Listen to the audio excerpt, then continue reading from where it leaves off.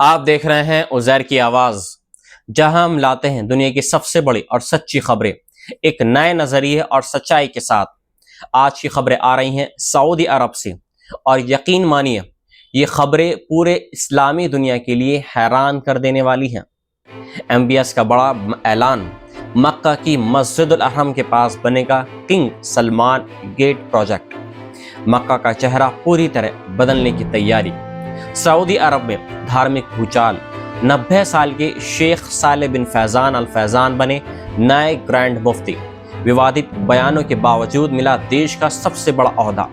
आखिरकार खत्म, सऊदी अरब ने 50 साल पुराना कफाला सिस्टम तोड़ा। अब 1.34 करोड़ प्रवासी मजदूरों को मिली आज़ादी, जिनमें लाखों भारतीय भी शामिल। खबरों की शुरुआत करते हैं तफसील के साथ। सऊदी अरब से एक ऐसी खबर सामने आई है जिसने पूरी दुनिया को हैरत में डाल दिया है। वली अहमद मोहम्मद बिन सलमान ने मक्का में एक ऐसा प्रोजेक्ट शुरू किया है जो आने वाले सालों में शहर की पहचान ही बदल देगा।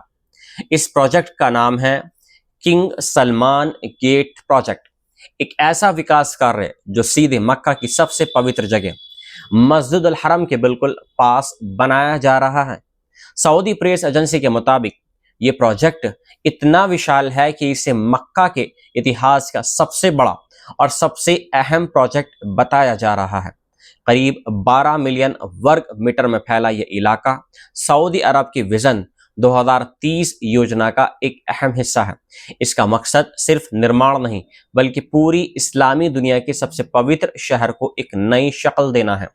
बताया जा रहा है कि इस प्रोजेक्ट में ऐसी सुविधाएं तैयार की जा रही हैं जिससे एक साथ 9 लाख से ज्यादा लोग इबादत कर सकेंगे, चाहे वो मस्जिद के अंदर हो या खुले आंगन में। यह प्रोजेक्ट सिर्फ एक इमारत या ढांचा नहीं है, बल्कि एक ऐसा इरादा है जो मक्का को आधुनिकता और रूहानियत दोनों का संगम बनाने जा रहा है। इस प्रोजेक्ट के डिजाइन को इस तरह तैयार किया गया है कि उसमें मक्का की प्राचीन विरासत की झलक हो, लेकिन साथ ही आधुनिक आर्किटेक्चर की चमक भी बरकरार रहे। इसे शहर के पब्लिक ट्रांसपोर्ट सिस्टम से जोड़ा जाएगा ताकि जायरीनों को मस्जिदुल हरम तक आसानी से पहुंच मिल सके। सऊदी अरब का कहना है कि यह प्रोजेक्ट मक्का की सड़कों, सेवाओं और धार्मिक स्थलों को एक नए दौर में ले जाएगा, जहां सुविधाएं और रूहानियत दोनों साथ एक साथ चलेंगे।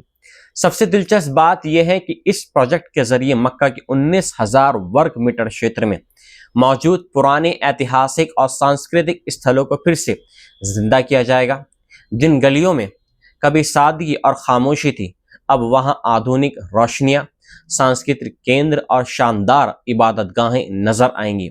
सरकार का दावा है कि ये विकास कार्य 2036 तक 3 लाख से ज्यादा रोजगार के अवसर पैदा भी करेगा, जिससे सऊदी अर्थव्यवस्था में भी एक नई जान आ जाएगी।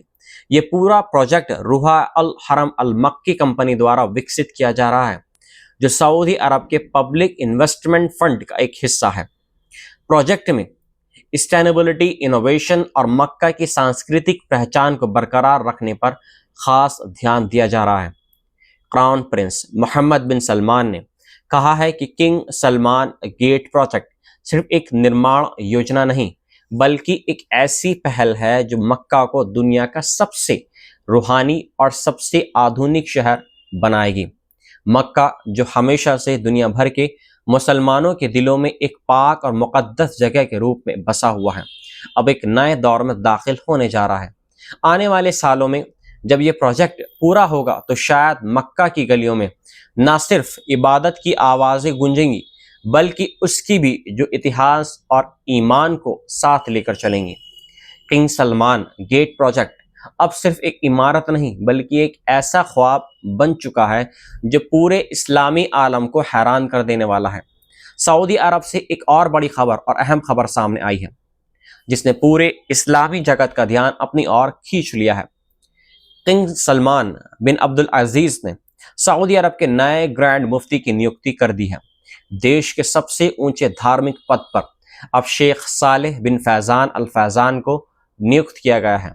सऊदी प्रेस एजेंसी के मुताबिक ये फैसला बुधवार देर रात वली अहद मोहम्मद बिन सलमान की सिफारिश पर लिया गया है। शेख सालेह बिन फैज़ान अल फैज़ान की उम्र इस समय 90 साल है और उनका जन्म सऊदी अरब के कसीम प्रांत में हुआ था। अपने पिता की मौत के बाद उन्होंने एक स्थानीय इमाम से कुरान की तालीम हासिल की और धीरे धीरे इस्लामी इल्म में गहराई से उतरते चले गए। उन्होंने अपने धार्मिक विचारों और व्याख्याओं के जरिए अरब जगत में बड़ी पहचान बनाई है। रेडियो कार्यक्रम नूर अला अद-दरब के जरिए उनका नाम घर घर तक पहुंचा और बाद में उन्होंने अपनी किताबों, टीवी कार्यक्रमों से भी खासी शोहरत हासिल की है। हालांकि शेख सालेह अपने सख्त धार्मिक रुख के लिए भी हमेशा चर्चा में रहे हैं। 2017 में ह्यूमन राइट्स वॉच ने उनके एक बयान को लेकर आलोचना की थी, जब उन्होंने एक सवाल के जवाब में कहा था कि शिया मुसलमान सुन्नियों के भाई नहीं बल्कि शैतान के भाई हैं। ऐसे बयान सऊदी अरब में धार्मिक विद्वानों के बीच आम माने जाते हैं, खासकर उस समय जब देश और ईरान के रिश्ते राजनीतिक तनाव से गुजर रहे हों। उन्होंने यमन के हूती विद्रोही की भी निंदा की थी, जब उन्होंने सऊदी अरब के पवित्र स्थलों की ओर मिसाइलें दागी थी। उनके फतवे भी अक्सर चर्चा में रहे हैं।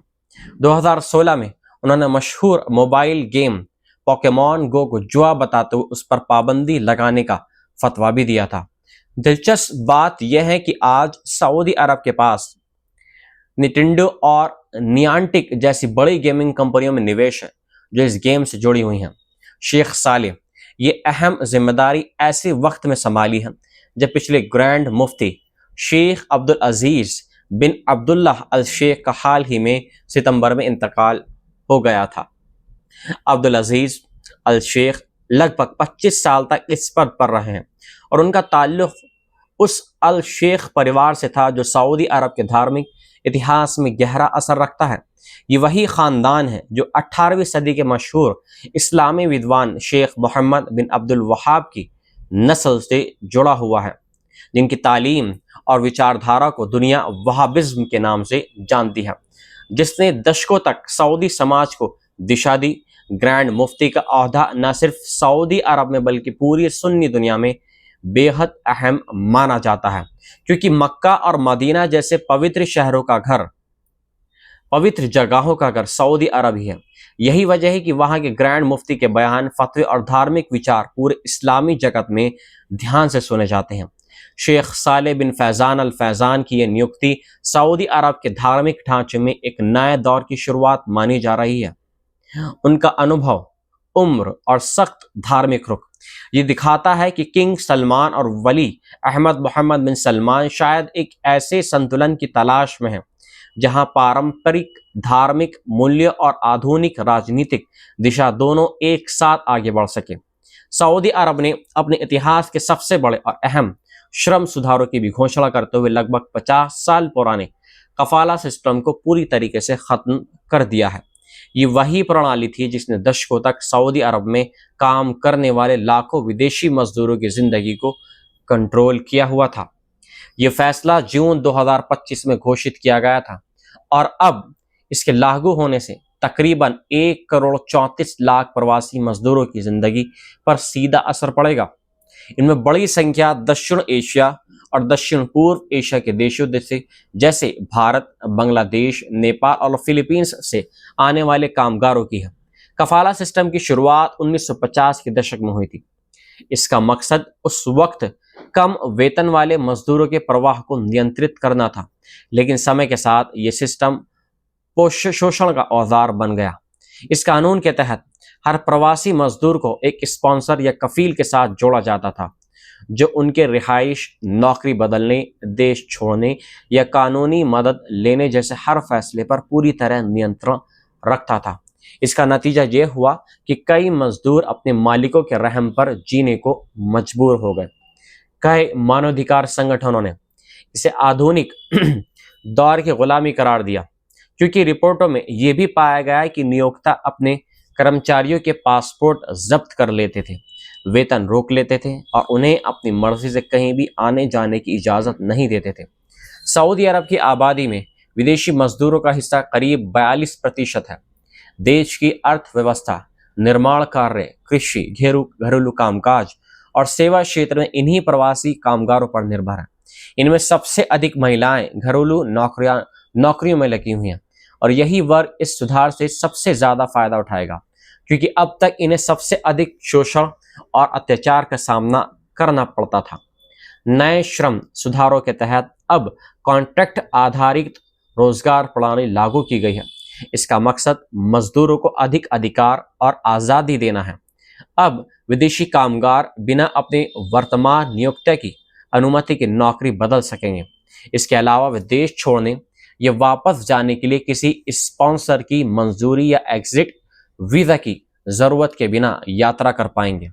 इसके साथ ही मजदूरों के लिए श्रम अदालतों और शिकायत केंद्रों की भी व्यवस्था की गई है, ताकि अगर किसी के साथ अत्याचार या शोषण हो तो वे सुरक्षित तरीके से शिकायत दर्ज कर सके। ये फैसला सऊदी अरब के विजन 2030 कार्यक्रम का एक हिस्सा माना जा रहा है, जिसका नेतृत्व वली अहमद मोहम्मद बिन सलमान कर रहे हैं। इस विजन का मकसद देश की अर्थव्यवस्था को तेल पर निर्भरता से निकालकर एक आधुनिक, विविध और प्रगतिशील समाज की ओर ले जाना है।